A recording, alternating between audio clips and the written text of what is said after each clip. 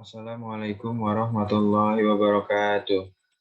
Hi everyone, my name is Muhammad Rehan Saputra from Faculty Economy and Business and my program studi Management S1 and my student ID 211429010 and my lecturer Dr. Andes Budiantoro MA. Here I will present about travel regulation and the next is a more detailed explanation. First, authorization for official travel. All trips at the expenses of the traveler organization in all categories must be processed through the Umoja Travel Module. Free travel to the organization is subject to the organization travel policy and travel permits or Umoja travel fees to create a comprehensive travel history of traveler and allow administrator. To manage permits, you need to make reports. 3 nights daily allowance or business travel allowance used by traveler.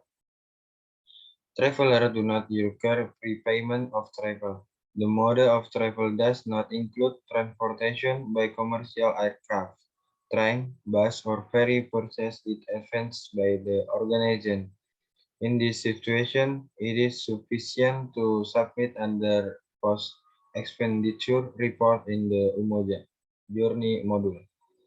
Employees and if necessary, other travelers are required to submit their expense report within 7 working days after the end of the trip. And next, purchase of the ticket. A traveler become aware that a more economical ticket is available from a different source.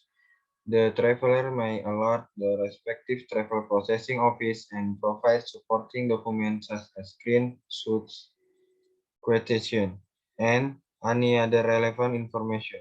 A meaningful comparison is normally is only possible at the same time as ticket issuances, as the true cost of a ticket is only established at the point in time. Next, advance purchase of ticket. Individual traveling on behalf of the United Nations by commercial aircraft or by the United Nations, including on-sale ticket itineraries that are reimbursed by the United Nations should obtain the approval of the travel processing office for the Umoja travel request 60 calendar day in advance of the commencement of official travel. Next, medical clearances. Prior to the start of travel, it is the traveler individual responsibility to obtain the required medical clearance with the health care management and of Occupational Safety and Health Division of Department of Operational Support or the designated United Nations Medical Service approved and travel and shipment approvers are not required to ensure that medical clearance is obtained prior to the approval of the travel request, unless the otherwise explicitly requested by the healthcare management. And also obtain also occupational safety and health division or the designated United Nations medical service to address possible emergency. Next, security clearances. It is the traveler individual responsibility to obtain the required security clearance prior to the commencement of the all travel. Failure to obtain the required security clearance prior to travel may result in the traveler becoming ineligible to make a claim under the malicious tax insurance policy.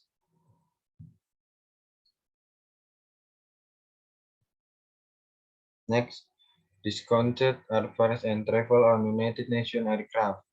Discounted airfares, including restricted fares and travel on so-called low-cost carriers, are considered in the determination of the most economical route.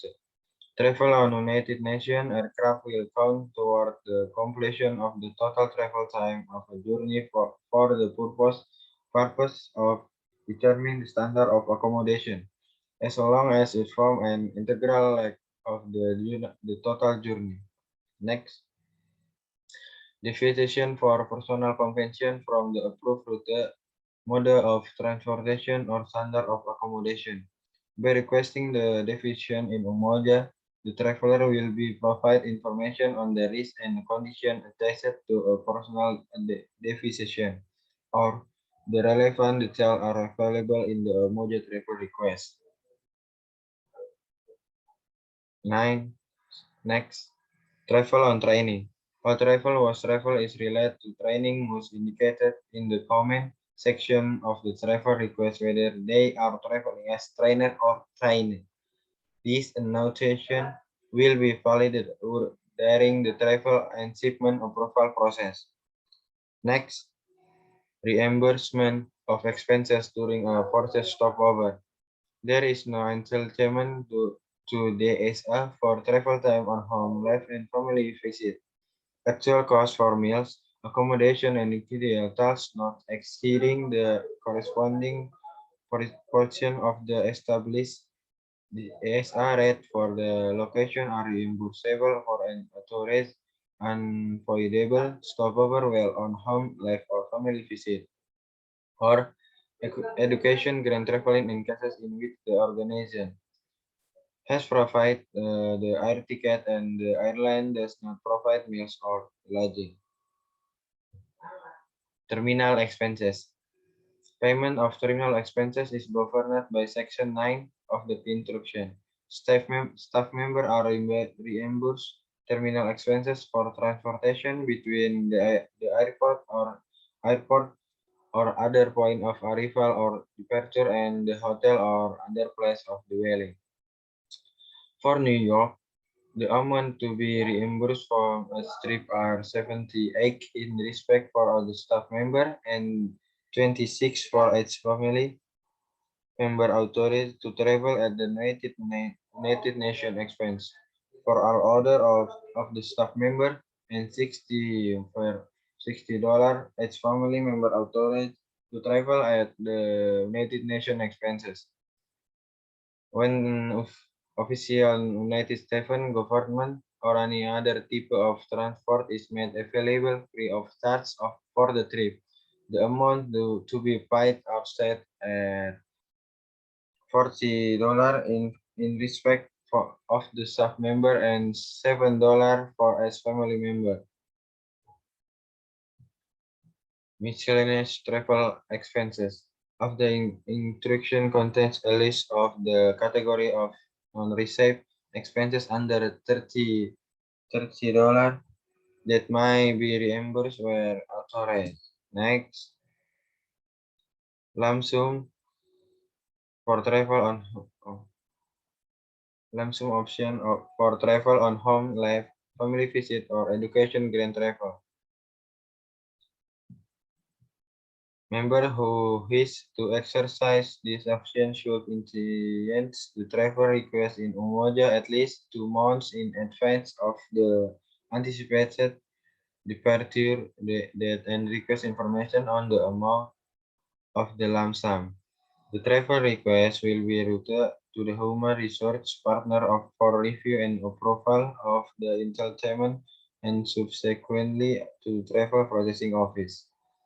Once the staff member has been informed by the travel processing office about the amount of the lump sum for the request travel. The staff member will have 10 business days to accept the lump sum or opt for a native nation provide air ticket in Umoja. It is important to remember that if I response is not received within that time frame, the lump sum option might not be granted. Next, self-ticketing. Staff member then and other traveler, if applicable, might be authorized to purchase their own ticket or self-ticket pursuant to staff. Next, travel expense. First, travel expense will only include the SAN or terminal expense applicable to the category of the traveler. Advance for official business traveler will be issued up to 5 days in advance of the travel date, where advance for lump sum can be issued from 8 weeks prior to travel date. No travel advance should be made for the trips with a total duration of less than 24 hours. In cases in which such advances are required to avoid any financial hardship on the traveler and shipment approver and manually enter the travel advance payable in the travel request. No advance payment shall be made in respect of miscellaneous travel expenses, which might include costs incurred for self-ticketing. Such expenses should be claimed through the expense report functionally upon completing of the trip. Travel claims. Staff members are not required to attach a scanned copy of boarding passes or a passenger manifest in the case of United Nations aircraft to respective expense report for any type of travel, except under exceptional circumstances, or such as travel funded by donor grant, which may require the provision of the boarding pass as scan assessment. When travel is arranged on behalf of travelers who are not staff members, the travel administrator is responsible for obtaining the original document to support any claims. Proof of travel and travel expenses must be retained by the staff member or the travel administrator if travel was arranged on behalf of a traveler who is not a staff member for a period of 5 years in line with the instruction. And the last one, travel document. It is the traveler responsibility to ensure that all required the travel documents are valid to accurate and to obtain the necessary visa for the destination transit, then return when applicable prior to departure.